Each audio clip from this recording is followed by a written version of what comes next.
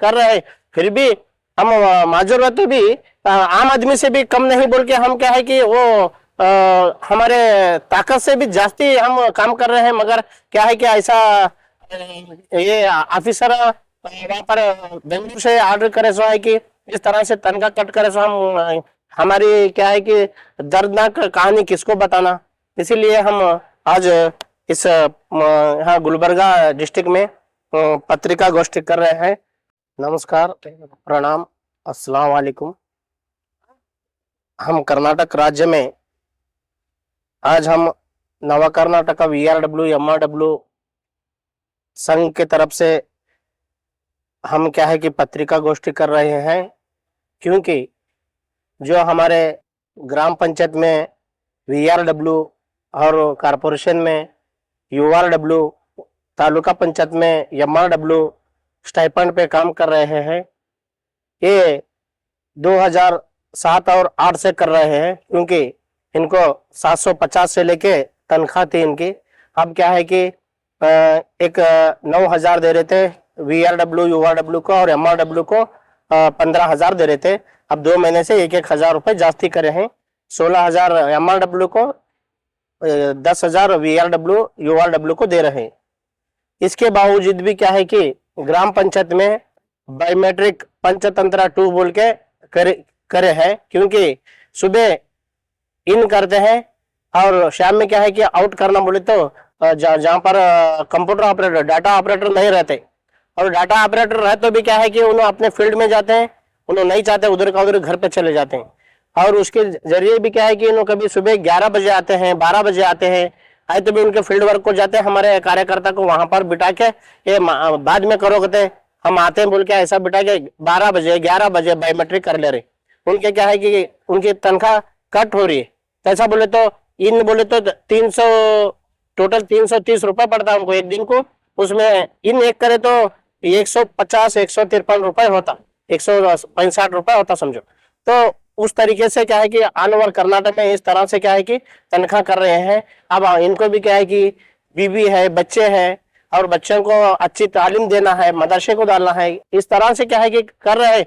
फिर भी हम माजूर रहते भी आम आदमी से भी कम नहीं बोल के हम क्या है कि वो हमारे ताकत से भी जास्ती हम काम कर रहे हैं। मगर क्या है कि ऐसा ये ऑफिसर वहाँ पर बेंगलुरु से ऑर्डर करे सो है कि इस तरह से तनख्वाह कट करे सो हम हमारी क्या है कि दर्दनाक कहानी किसको बताना। इसीलिए हम आज इस यहाँ गुलबर्गा डिस्ट्रिक्ट में पत्रिका गोष्ठी कर रहे हैं। हम इस नवा कर्नाटक के प्रधान कार्यदर्शी और हमारे अध्यक्ष साहब अंबाजी मेटी हैं। इस तरीके से हाँ सैलरी कट कर रहे हैं। मेन मुद्दे क्या है, मेन डिमांड क्या है? डिमांड बायोमेट्रिक पंचतंत्र जो सुबह रहते हैं इन और आउट होना, क्योंकि पंचायत में 5% अनुदान रहता है, हैंडीकैप्ड के वास्ते रिजर्व रहता है। वो रिजर्व में हमको एक पंचतंत्र लिखा के लगाना बोल के हम हमारा डिमांड है। सुबह और शाम दोनों हम ना आसानी से काम होना। खासिम साहब आए डोंगरगांव। ಇವತ್ತಿನ ದಿವಸ ಕಲಬುರಗಿ ಜಿಲ್ಲೆಯಲ್ಲಿ ಪತ್ರಿಕಾಗೋಷ್ಠಿ ನಡೆಸುವ ಮೂಲಕ ರಾಜ್ಯ ಸರ್ಕಾರ ಗಮನಕ್ಕೆ ತರೋದೇನೆಂದರೆ, ಈಗಾಗಲೇ ರಾಜ್ಯದಾದ್ಯಂತ ನಾವು 6,500 ವಿಕಲಚೇತನ ಕಾರ್ಯಕರ್ತರು ಗೌರವಧನ ಆಧಾರದ ಮೇಲೆ ಕೆಲಸ ಮಾಡ್ತಾ ಇದ್ದೀವಿ. ಇದು ವಿಕಲಚೇತನ ಮತ್ತು ಹಿರಿಯ ನಾಗರಿಕರ ಸಬಲೀಕರಣ ಇಲಾಖೆ ಅಧೀನದಲ್ಲೇ ಕೆಲಸ ಮಾಡ್ತಾ ಇದ್ದೀವಿ. ಆರಂಭದಲ್ಲಿ ಕೊಡ್ತಕ್ಕಂಥ 750 ರೂಪಾಯಿ ಇವತ್ತು 17 ವರ್ಷದ ನಂತರ ತಿಳ್ಕೊತ ಇವತ್ತು 9,000 ಬಂದು ಮುಟ್ಟಿತ್ತು. ಮೊನ್ನೆ ಮೈಸೂರು ಪ್ರಯಾಣದಲ್ಲಿ 9 ದಿನಗಳ ಕಾಲ ನಿರಂತರ ಪ್ರತಿಭಟನೆ ಮಾಡಿದ ಸಲುವಾಗಿ 1,000 ರೂಪಾಯಿ ಹೆಚ್ಚಳ ಮಾಡಿದ್ದಾರೆ. ಈಗ 9,000 ರೂಪಾಯಿ VRWಗಳಿಗೆ ಮತ್ತು ಕೊಡ್ತಲ್ಲಿ 10,000 ಆಗಿದೆ. MRW ಕಾರ್ಯಕರ್ತರಿಗೆ ತಾಲೂಕು ಮಟ್ಟದಲ್ಲಿ ಏನು ಕೆಲಸ ಮಾಡ್ತಾರೆ ಅವರಿಗೆ ಈಗ 15,000 ರೂಪಾಯಿ ಬದಲಾಗಿ ಈಗ 16,000 ರೂಪಾಯಿ ಬರ್ತಾ ಇದೆ. ಇದು ಕೂಡ ನಮಗೆ ಸಂಪೂರ್ಣವಾಗಿ ಹಾಕಲಿಕ್ಕೆ ಮೀನಾಮೇಷ ಎಣಿಕೆ ಮಾಡ್ತಾ ಇದೆ ಸರ್ಕಾರ. ಅದನ್ನು ಖಂಡನೆ ಮಾಡ್ತೀವಿ. ಇಲಾಖೆ ಅಧೀನದಲ್ಲಿ ನಾವು ಕೆಲಸ ಮಾಡ್ತೀವಿ. ಇಲಾಖೆ ಜವಾಬ್ದಾರಿ ಇದೆ. ಅಂಗವಿಕಲ ಹಕ್ಕುಗಳ ಅಧಿನಿಯಮ 2016 ಸೆಕ್ಷನ್ 92, 81 ಪ್ರಕಾರ ನಾವು ಏನದ ವಿಕಲಚೇತನ ನ್ಯಾಯ ಕೊಡಿಸ್ತೀವಿ. ದಬ್ಬಾಳಿಕೆ ಮಾಡೋದಿಲ್ಲ, ಅನ್ಯಾಯ ಮಾಡಬಾರ್ದು, ಅವ್ರಿಗೆ ಅಂಗವಿಕಲ ಅನ್ಬಾರ್ದು, ಕುಂಟ್ರು ಅನ್ಬೋದು, ಕಿವುಡ್ರು ಅನ್ಬೋದು, ಮೂಕರು ಅನ್ಬಾರ್ದು ಅನ್ನೋ ಒಂದು ಆರ್ಟಿಕಲ್ ಇದೆ. ಅದ್ರ ತಕ್ಕ ನ್ಯಾಯ ಕೊಡಿಸ್ತೀವಿ ಅಂತೇಳಿ ನಾವೇನು ದೊಡ್ಡ ಸ್ಥಾನಕ್ಕೆ ಏನು ಇಲಾಖೆ ಪ್ರದರ್ಶನ ಮಾಡ್ತದ. ಅದನ್ನು ಸಂಪೂರ್ಣವಾಗಿ ಇಲಾಖೆನೇ ದಿವ್ಯ ನಿರ್ಲಕ್ಷ್ಯ ಮಾಡ್ತಾ ಇದೆ. ಆ ಕಾಯ್ದೆನ ಸಂಪೂರ್ಣ ಉಲ್ಲಂಘನೆ ಮಾಡ್ತಾ ಇದೆ ಅಂತೇಳಿ ನಾನು ಈ ಸಂದರ್ಭದಲ್ಲಿ ಸರ್ಕಾರಕ್ಕೆ ಗಮನ ತರ ಬಯಸ್ತೀನಿ. ಯಾಕಂದ್ರೆ ನಾವು ನಮ್ಮದಲ್ಲದ ತಪ್ಪಿಗಾಗಿ ನಾವು ಕೆಲಸ ಮಾಡ್ತಾ ಇದ್ದೀವಿ. ದಿನದ 24 ಗಂಟೆ ನೀವು ರಾತ್ರಿ 10-11ಕ್ಕೆ ಫೋನ್ ಮಾಡ್ತೀರಿ, ಇಲಾಖೆ ಅಧಿಕಾರಿಗಳು ಮಾಡ್ತಾರೆ, ಈ ಮಾಹಿತಿ ಕೊಡ್ರಿ ಅದು ಮಾಹಿತಿ ಕೊಡೋಣ. ನೀವು 11ಕ್ಕೆ ಫೋನ್ ಮಾಡಿದ್ರೆ ನಾವು ರಿಸೀವ್ ಮಾಡಿ ನಿಮಗೆ ಮಾಹಿತಿ ಕೊಡ್ತೀವಿ. ನೀವು ಏನು ಕೆಲಸ ಹೇಳ್ತೀರಿ, ಸರ್ವೆ ಹೇಳ್ತೀರಿ, ಅದನ್ನು ತಂದು ಕೊಡ್ಲಿಕ್ಕೆ ತಯಾರಿದ್ದೀವಿ. ಮತ್ತೆ ಯಾಕೆ ನಮಗೆ ಇಷ್ಟೆಲ್ಲ ಇಲಾಖೆ ಅಧಿಕಾರಿಗಳು ಜಿಲ್ಲಾ ಮಟ್ಟದಲ್ಲಿ ಅಧಿಕಾರಿಗಳು ಇರ್ತೀರಿ, ಮತ್ತು ತಾಲೂಕು ಮಟ್ಟದಲ್ಲಿ ಪಂಚಾಯತಿ MRWಗಳು ಇರ್ತೀರಿ. ಇಷ್ಟೆಲ್ಲ ಇದ್ರೆ ಇಲಾಖೆ ಮಾಹಿತಿ ಇರ್ತದ, ಈ ವ್ಯಕ್ತಿ VRW ಕೆಲಸ ಮಾಡಿದಾನ, URW ಕೆಲಸ ಮಾಡಿದಾನ, ಎಲ್ಲ ಮಾಹಿತಿ ನಿಮ್ಮ ಹತ್ರ ಇಟ್ಕೊಂಡು ನೀವು ವೇತನ ಕಟ್ ಮಾಡ್ತೀರಂದ್ರೆ ಇದು ಅವೈಜ್ಞಾನಿಕ. ನೀವು ನಮ್ಮೆಲ್ಲ ದಬ್ಬಾಳಿಕೆ ಮಾಡ್ತಾ ಇದ್ರಿ. ನಿಮಗೆ ಯಾವುದೇ ಮಾಹಿತಿ ಇಲ್ಲದೇ ಮಾಡ್ತಾ ಇದ್ದೀರಿ ಅಂದ್ರೆ ಅದು ಒಪ್ಕೋತೀವಿ. ಬಟ್ ಕೆಲಸ ಮಾಡ್ತಕ್ಕಂಥ ಜಿಲ್ಲಾ ಮಟ್ಟದ ಅಧಿಕಾರಿಗಳ ರಿಪೋರ್ಟ್ ಇರ್ತದ, MRWಗಳ ರಿಪೋರ್ಟ್ ಇರ್ತದ, PDO ರಿಪೋರ್ಟ್ ಇರ್ತದ. ಇಷ್ಟೆಲ್ಲ ಇದ್ದರೂ ಕೂಡ ನೀವು ಮತ್ತೆ ಈ ಆಧಾರಿತ ಚೆಕ್ ಇನ್ನು ಮಾಡಿಲ್ಲ, ಚೆಕ್ ಔಟ್ ಮಾಡಿಲ್ಲ. ಚೆಕ್ ಔಟ್ ನಮ್ಮ ಸಮಸ್ಯೆ ಅಲ್ಲ, ನಿಮ್ಮ ಸಮಸ್ಯೆ ಇದೆ. ನೀವು ಸೃಷ್ಟಿ ಮಾಡಿದ ಸಮಸ್ಯೆ ಇದು, ನಮ್ಮ ಸಮಸ್ಯೆ ಅಲ್ಲ.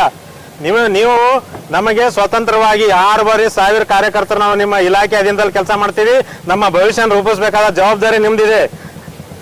ನಮಗೆ ಸ್ವತಂತ್ರವಾಗಿ ಬಯೋಮೆಟ್ರಿಕ್ ವ್ಯವಸ್ಥೆ ನೀವು ಮಾಡಿದ್ರೆ ನಾವು ಕೊಡ್ಲಿಕ್ಕೆ ನಮಗೇನು ತ್ರಾಸಾಗಿದೆ?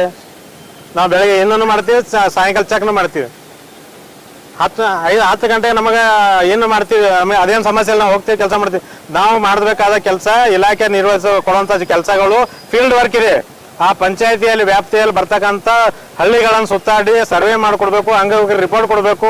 ಕೆಲವೊಂದು ಭಾಗದಲ್ಲಿ ಈಗಾಗಲೇ ಹಾಸನ, ಮಂಗಳೂರು, ಶಿವಮೊಗ್ಗ, ಮಂಡ್ಯ ಈ ಕಡೆ ಎಲ್ಲ ಕೆಲವೊಂದು ಕಡೆ ಗುಡ್ಡಗಾಡ ಪ್ರದೇಶಗಳಿವೆ. ಈ ಗುಡ್ಡಗಾಡ ಪ್ರದೇಶಗಳ ಸಾರಿಗೆ ವ್ಯವಸ್ಥೆ ಇಲ್ಲ, ವಿಪರೀತ ಮಳೆ, ಯಾವಾಗ ಮಳೆ ಇರುತ್ತೆ, ಇಂಥಲ್ಲಿ ಇಂಟರ್ನೆಟ್ ಸಮಸ್ಯೆ ಇಲ್ಲ, ಕರೆಂಟ್ ಸಮಸ್ಯೆ ಇರುತ್ತೆ.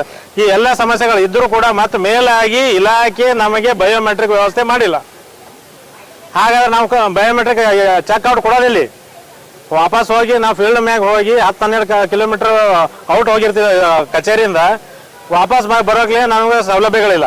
ಬಂದರೂ ಕೂಡ ನಾವು ಮಧ್ಯಾಹ್ನದಾಗ ಬರೋಷ್ಟರಲ್ಲಿ PDO ಆಯಿತು, ಅವ್ರ ಕಂಪ್ಯೂಟರ್ ಆಪ್ರೇಟ್ರು ನಮಗೆ ಜವಾಬ್ದಾರಿ ವಹಿಸಿರ್ತಾರೆ ಈ ಬಯೋಮೆಟ್ರಿಕ್ ಮಾಡೋ ಸಲುವಾಗಿ, ಅವರು ಕೂಡ ಇರೋದಿಲ್ಲ. ಇಲ್ಲಾಂದ್ರೆ ನಾವು ಕೊಡೋದು ಹೆಂಗೆ? ನಮ್ಮದಲ್ಲದ ತಪ್ಪಿಗಾಗಿ ನೀವು ವೇತನ ಕಟ್ ಮಾಡೋದನ್ನು ನಾವು ಖಂಡನೆ ಮಾಡ್ತೀವಿ. ನಾವು ಈಗ ಸರ್ಕಾರಕ್ಕೆ ನಾವು ಬೇಡಿಕೆ ಇಡೋದು ಒಂದೇ, ನಮಗೆ ಸ್ವತಂತ್ರವಾಗಿ ಇಲಾಖೆಯಿಂದ ನೇರವಾಗಿ ಸ್ವತಂತ್ರವಾಗಿ ಅಂಗವಿಕಲ ಇಲಾಖೆಯಿಂದಲೇ ಬಯೋಮೆಟ್ರಿಕ್ ಮಷಿನ್ ಇಸ್ಕೊಡೋಂಥ ವ್ಯವಸ್ಥೆ ಮಾಡ್ರಿ. ಇಲ್ಲ 5% ಅನುದಾನ ಎಲ್ಲ ಗ್ರಾಮ ಪಂಚಾಯತ್ ಇಲ್ಲ, ತಾಲೂಕ್ ಪಂಚಾಯತ್ ಇದೆ, ಮತ್ತು ಪೌರಸಭೆಗಳಿಲ್ಲ, ಮಹಾನಗರ ಪಾಲಿಕೆ ಎಲ್ಲ ಕಡೆ ಇದೆ.